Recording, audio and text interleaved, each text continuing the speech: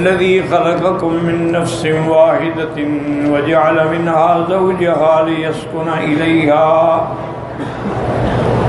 فلما تغشاها حملت حملا خفيفا فمرت به فلما أثقلت دعوا الله ربهما لئن آتيتنا صالحا لنكونن من الشاكرين فلما آتاهما صالحا جعلا له شركاء فيما آتاهما فتعالى الله عما يشركون. ان آیات مبارکہ میں اللہ تبارک و تعالی نے ارشاد فرمایا ہے کہ اسی کی ذات ہے جس نے تم کو پیدا کیا ایک نفس سے اور پھر اس سے بنایا اس کی بیوی کو تاکہ وہ سکون پکڑ سکے.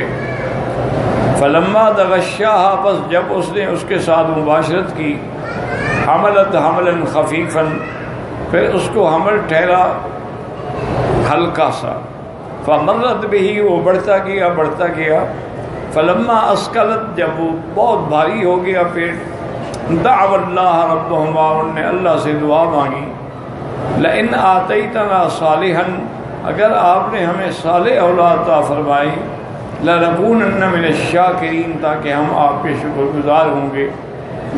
فلما آتاہما صالحا جعل له شرکاء جب اللہ نے ان کو تندرست بچہ عطا فرما دیا اب اس کے ساتھ اللہ کے ساتھ شریک بنانے لگے جو ان کو اللہ نے عطا فرمایا تھا اس میں شرکاء بنا ڈالے. فتعالی اللہ عما یشرکون بلند و بالا ہے اللہ کی ذات جس چیز کو اس کا شریک ٹھہراتے ہیں وہ ہر شرک سے بھی پاک ہے شریکوں سے بھی پاک ہے اس کی کوئی مثل بھی نہیں کوئی مثال بھی نہیں ہے. اب ان آیات میں سب سے پہلے تو یہ سمجھیں اور قرآن مقدس نے کئی مقامات پر تخلیق انسان کے بارے میں ذکر فرمایا بلکہ سب سے پہلی وحی جو اتری ہے میرے آقا پر سرکار دو عالم صلی اللہ علیہ وسلم پر اس میں بھی یہی مسئلہ ہے. اقرأ بسم ربک الذی خلق خلق الانسان من علق اس میں بھی تخلیق انسان کا ذکر ہے. اور اسی طرح اللہ تبارک و تعالی نے فرمایا کہ یا ایھا الناس اتقوا ربکم الذی خلقکم من نفس واحدۃ وہاں بھی تخلیق کا ذکر ہے. اور اسی طرح میرے اللہ نے ارشاد فرمایا ہے کہ خلق الانسان من صلصال کالفخار کہ ہم نے انسان کو ایک کھنکتی ہوئی مٹی سے پیدا کیا. وَخَلَقَ الْجَانَّ مِن مَّارِجٍ مِّن نَّارٍ اور ہم نے جنوں کو بڑی اٹھتی ہوئی آگ کی لہروں سے شعاؤں سے پیدا کیا. اور اسی طرح اللہ نے یہ بھی ارشاد فرمایا کہ مِنْهَا خَلَقْنَاكُمْ ہم نے تم سب کو مٹی سے پیدا کیا. وَفِيهَا نُعِيدُكُمْ اور پھر اسی مٹی میں ہم تمہیں لوٹائیں گے. وَمِنْهَا نُخْرِجُكُمْ تَارَةً أُخْرَىٰ پھر ہم دوبارہ تمہیں اس مٹی سے اٹھائیں گے جب قیامت ہوگی. تو اس میں بھی تخلیق آدم کا اللہ تبارک و تعالی نے ذکر فرمایا ہے کہ ہم نے سب کو مٹی سے پیدا کیا. اسی طرح اللہ تبارک و تعالی نے سب سے پہلے آدم علیہ السلام کی تخلیق کے بارے میں ارشاد فرمایا تھا خلقہ من تراب اللہ نے آدم کو مٹی سے پیدا کیا. اسی طرح یہ بھی آیا ہے کہ جیسے کہ ابلیس نے کہا تھا انا خیر منہ خلقتنی من نار وخلقتہ من طین. کسی جگہ آیا کہ اللہ نے آدم علیہ السلام کو تین سے پیدا فرمایا. تو یہ ساری بحث جو ہے سب سے پہلے تو یہ سمجھیں اپنے عقائد کو درست کریں کہ ہر چیز کا خالق جو ہے وہ اللہ. قل اللہ خالق کل شیء اور اسی طرح جب خالق اللہ ہے تو یہ سب اس کی مخلوق ہے. تو جب خالق اللہ ہے تو حکم بھی پھر اللہ کا ہوگا. الا لہ الخلق والامر، اسی ہی کے لیے مخلوق ہے اور اسی کا ہی حکم. اور یہ ایک ایسا مسئلہ ہے تخلیق انسان کا کہ یہ کئی مراحل سے گزرتا ہے، اس کے کئی اطوار ہیں. جیسے فرمایا وَلَقَدْ خَلَقْنَا الْإِنسَانَ مِنْ سُلَالَةٍ مِّن طِينٍ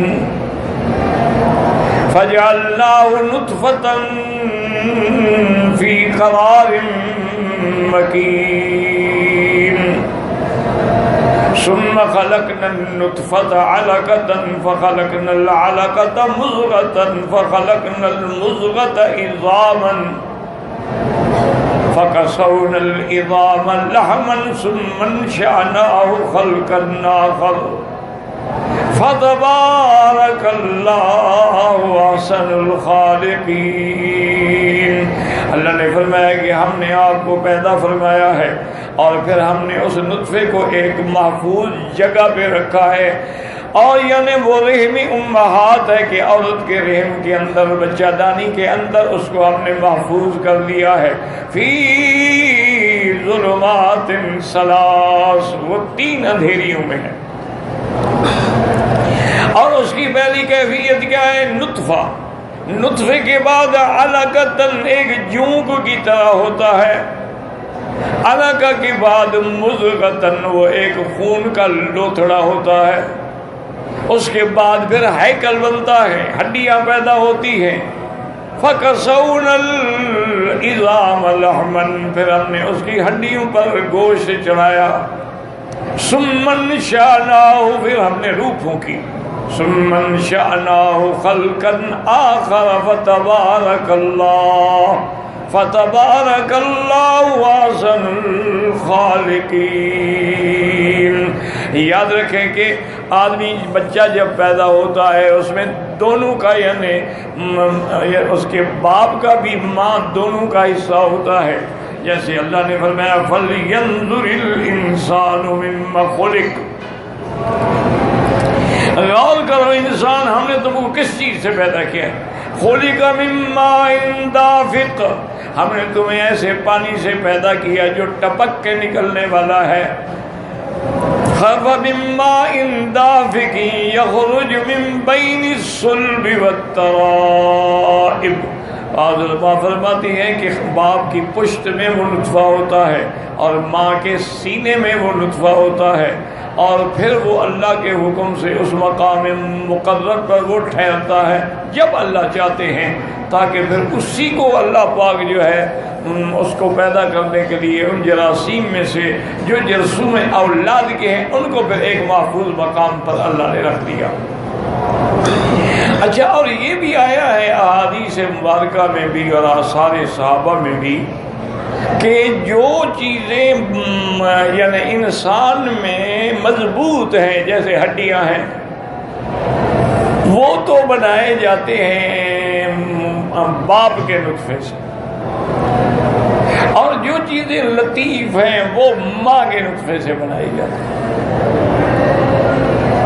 اسی لیے بیٹا کا بھی ماں کی شکل ہوتا ہے. حضور پاک سے پوچھا گیا کہ یا رسول اللہ صلی اللہ علیہ وسلم یہ بچہ کیسے شکل؟ فرمایا اذا غلبت ماء المرأة، اگر عورت کا پانی خامد کے پانی پہ غالب آ گیا تو بچہ ماں کی شکل ہوگا،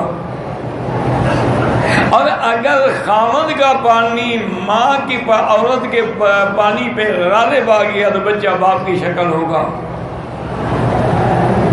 غالب آنے کا معنی یاد رکھو یہ ہوتا ہے کہ اگر پہلے آ گیا یعنی پہلے عورت کا پانی آیا، خامد کا پانی بعد میں آیا، یا خامد کا پانی پہلے آیا عورت کا بعد میں آیا.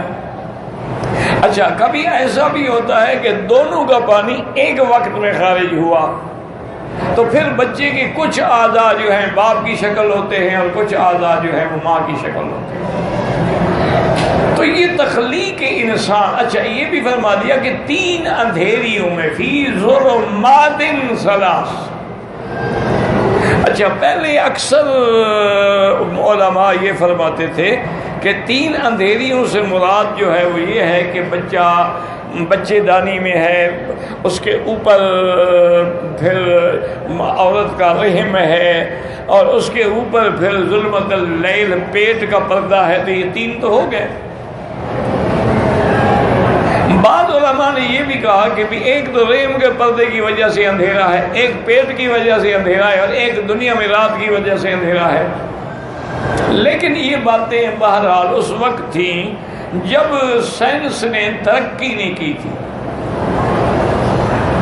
اب جو گائنی کے ماہر لوگ ہیں، جو ڈاکٹر ہیں بڑے بڑے، وہ کہتے ہیں کہ نہیں، بچہ جہاں ہوتا ہے نا اس کے اوپر 3 پردے ہوتے ہیں، وہ ہوتا ہی 3 اندھیریوں میں ہے.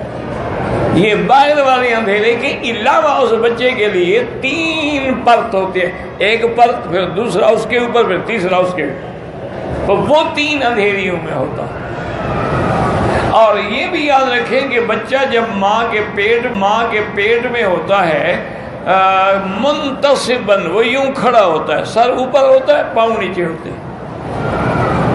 بچہ جو ہے، بچہ ہو یا بچی ہو جو بھی ہو، تو وہ ایسے منتصب ہوتا ہے ماں کے پیٹ میں، ماں کے رحم میں، کہ سر اوپر ہے اور اس کی ٹانگیں نیچے ہیں.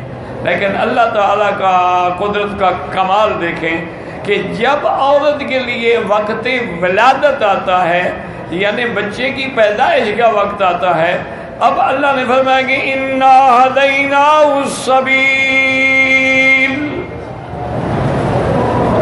اسی طرح دوسرے مقام پہ فرمایا ثُمَّ السَّبِيلَ يَسَّرَهُ، کہ ہم نے اس کو راستہ سکھلایا کہ اب تم نے کیسے نکلنا ہے.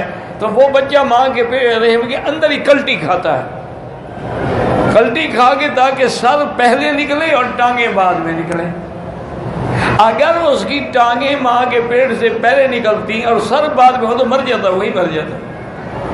اتنی دیر کیسے برداشت ہو سکتی ہے؟ اس لیے اللہ نے حکم دیا کہ نہیں، تیری زندگی کا تعلق یہ ہے کہ سر تیرا نکل آئے، چلو باقی حصہ تو نکلتا رہے گا، چاہے 5 منٹ لگ جائے، لیکن سر کو پہلے نکلنا چاہیے.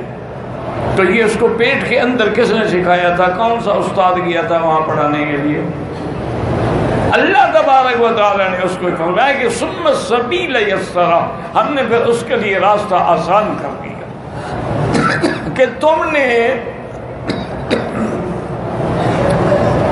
ماں کے رحم سے کیسے باہر آنا ہے. اور یہ بھی مسئلہ سمجھیں کہ جب تک بچہ ماں کے رحم میں ہے،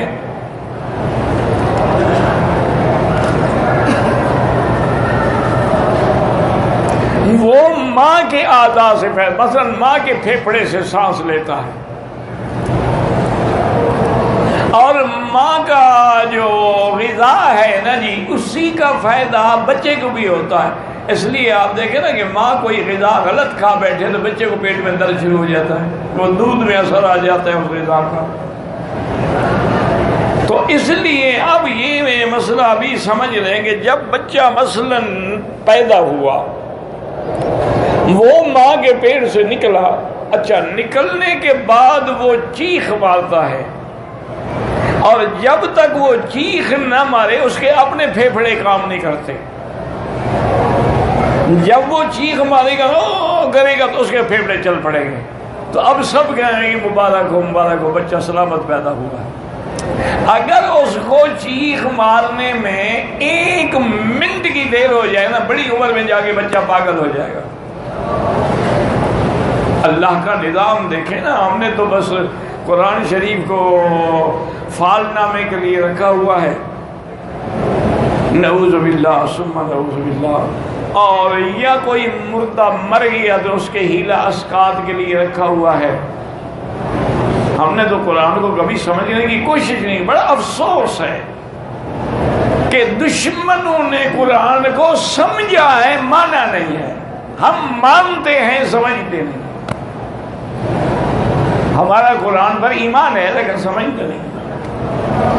دشمن سمجھتا ہے، مانتا نہیں. اور اب دیکھیں کہ دشمن نے کتنی محنت کی ہے کہ تخلیق انسان کے اس سارے پروگرام پر کہ وہ قرار کیسے پکڑتا ہے، نطفہ کتنا بنتا ہے، مضغہ کیسے بنتا ہے، علقہ کیسے بنتا ہے، لوتھڑا کیسے بنتا ہے، ہڈیاں کیسے چڑھ جاتی ہیں، وہ باز کرتے کرتے انہوں نے اس مادہ، اس نطفے پر بھی اپنا تعلیم مکمل کر لی ہے کہ اب وہ دوربین کے ذریعے بیٹھ کے مرد کا نطفہ ہو یا عورت کا دیکھ لیتے ہیں کہ جراثیم اس کے ٹھیک ہے یا کم ہے۔ اچھا، ایک میں وائی ہوتا ہے، ایک میں ایکس ہوتا ہے۔ اگر اس کے جراثیم جو ہیں 100% ہیں دونوں کے تو پھر اولاد ہوگی۔ اگر ان دو میں سے 50% سے نیچے آ گئے ہیں تب اولاد نہیں ہوگی، جس کے بھی ہوں، میاں کے یا بیوی کے۔ اب وہ انہوں نے یعنی اتنا تحقیق کی ہے کہ ایک مرد کے نطفے میں ملینز کے حساب سے کیڑے ہیں۔ وہ جراثیم جو ہے نا ایک دو نہیں، ملین کے حساب سے ہیں، کئی لاکھ ہیں۔ اچھا، پھر یہ بھی ہے کہ کیا وہ جب مرد کے اس سے ذکر سے نکلتا ہے کیا وہ زندہ رہتے ہیں یا مر تو نہیں جاتے؟ اگر نکلتے ہوئے مر جاتے ہیں پھر بھی بچہ نہیں ہوگا، یا اگر نکلتے ہیں لیکن کمزور ہیں پھر بھی بچہ نہیں ہوگا۔ وہ اس مقام پہ جا پہنچے، اب تو وہ ڈی این اے پہ بھی جا پہنچے ہیں کہ بھئی مثلا آپ کے بال لے لیں گے، اس کے بھی بال لے لیں گے، دونوں کا لیبارٹری کریں گے، یہاں جی اس کا بیٹا ہے۔ اور ہم نے کیا کیا، ہم نے بس یہی کیا ماشاءاللہ جی 11 دفعہ قل شریف پڑھ کے سارے ثواب مولوی صاحب کو جمع کرا دو، مولوی صاحب پھر تمہارے میت کو ثواب پہنچائے گا، پتہ نہیں خود جائے گا قبر میں یا اپنے ہاتھ سے دے گا، کیسے پہنچائے گا؟ اللہ کے بندے ثواب اللہ نے پہنچانا ہے، مولوی کیسے میں کیا ٹھیکیداری ہے؟ بس ہم اسی میں ہیں بات تک۔ ہم نے قرآن کو مانا بھی ہے، ادب بھی کیا ہے کہ غلافوں میں لپیٹ گیا، اونچی جگہ رکھا ہے کہ کہیں بے ادبی نہ ہو جائے، لیکن اس کو سمجھنے کی کوشش نہیں کی۔ اللہ نے قرآن کے لیے حکم دیا تھا کہ سمجھو، افلا يتدبرون القرآن ام علی قلوب اقفالها، یہ تدبر نہیں کرتے، غور نہیں کرتے قرآن میں، ان کے دلوں پر تالے لگ گئے ہیں۔ اور اللہ نے کتنا بتایا، قسم کھا کے بتایا، اللہ نے قسم کھائی کہ فلا اقسم بمواقع النجوم